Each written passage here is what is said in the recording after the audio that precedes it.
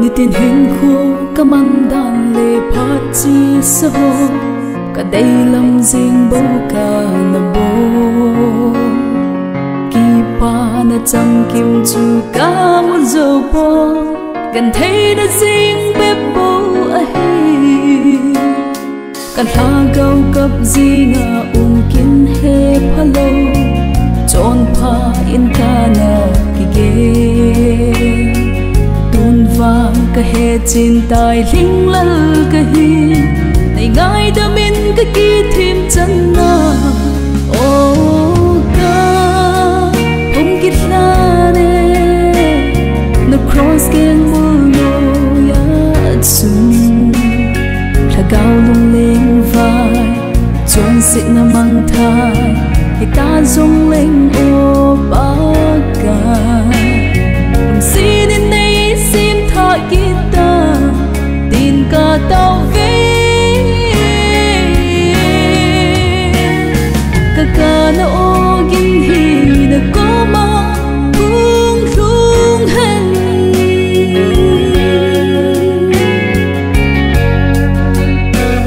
le lung ai na tâm mình chôn xin lep na ho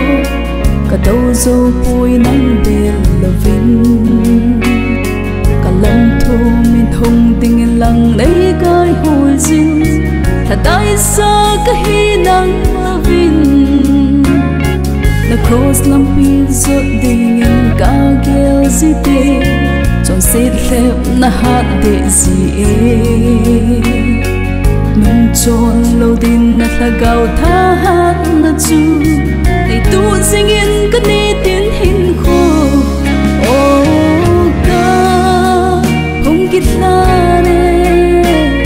no cross ken mu no ya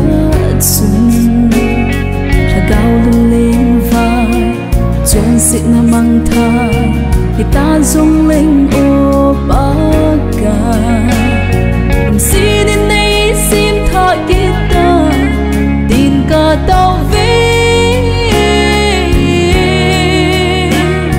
ka ka na ogin hi na ko ma